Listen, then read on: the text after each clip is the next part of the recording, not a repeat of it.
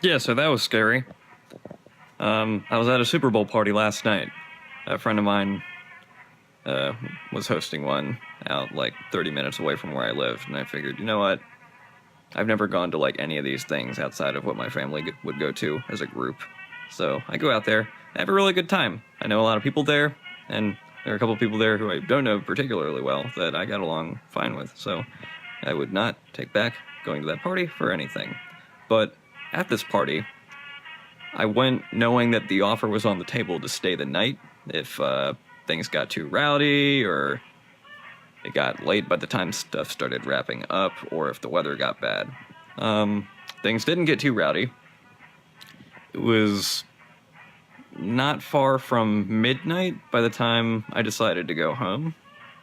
And yeah, at the last minute I did say, yeah, I can make the trip home. Like, traffic's not going to be bad because it's so late. And any bad weather that was happening is probably good now. And, like, the rain will keep the ice from, like, manifesting fully. I'm studying to be a meteorologist, by the way. I think I've got a pretty good grip on how shit works, you know. I get on the road, and it is smooth. Like, 90% of the way. The whole time I'm listening to Wish You Were Here by Pink Floyd. Great album. Great album. The only problem is, as soon as I got to the title track, I was getting off this ramp that takes you over a small bridge that plops you right on the road that takes me the rest of the way home. And there's another bridge going the opposite direction, where a truck had just got its face smushed in by some kind of collision, and it was now, like, chilling on the side of the road with the hazards on and everything. So I'm getting off the ramp, and I look over, I'm like, oh, wow, it sure would suck to be that... Why am I going diagonally? Uh-oh. Okay, let's get traction back. Let it do its thing. As soon as it grips the ground, you're gonna act on... Okay, it's not gripping the ground. All right, panicking. I see a wall. I'm gonna nick that wall. Well, I guess if my night's gonna go one way, it might as well go... Airbag. I was going a little faster than I thought I was. Almost immediately, I feel a very faint trickle down the inner echelons of my nostril. And I'm like, all right, my nose is bleeding. We'll see if it's broken later. Everything else seems fine. I'm shook, obviously, because I'm absolutely livid that this happened, and I could be dead right now, but I'm not, which is good. Okay, crack on the windshield.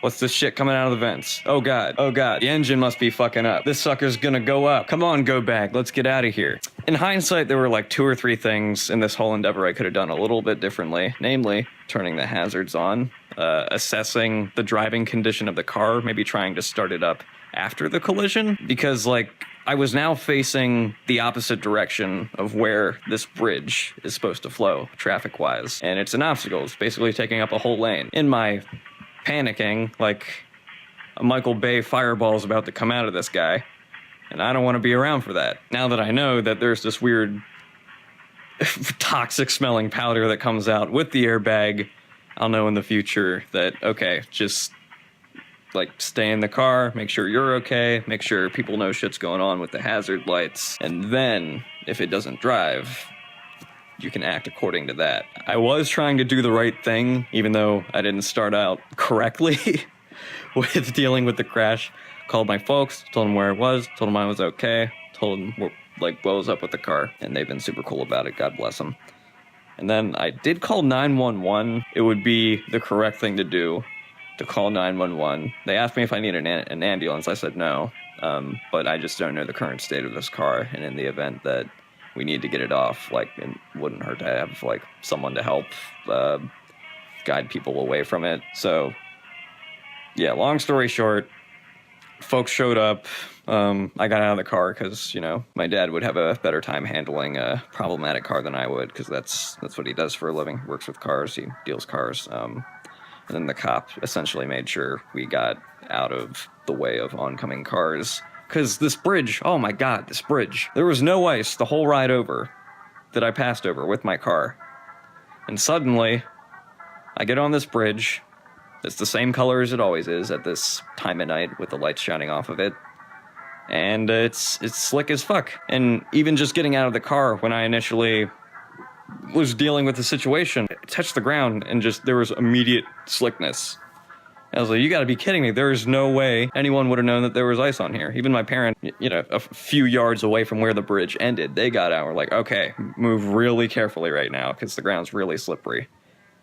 What an icy night.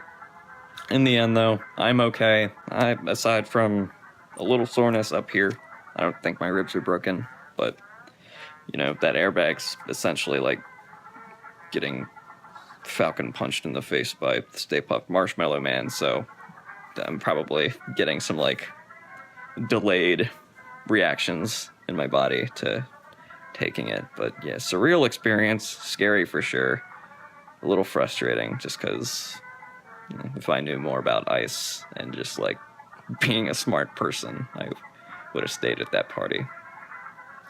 Yeah, so, closing comments, working on a new video. It'll be out in the next few days, hopefully. I've been putting a lot of work into it. It's definitely the highest production I put into anything since the Balloon Shop Legacy, although I think this one will be a lot more interesting to more people because the subject matter is a little more broad. Definitely not going to be able to listen to Wish You Were Here the same way anymore, but that'll be kind of cool. I had a similar experience when I did a 180 that didn't result in an accident, listening to Sympathy for the Devil by the Stones, only now it's gonna be, so you think you can tell heaven from...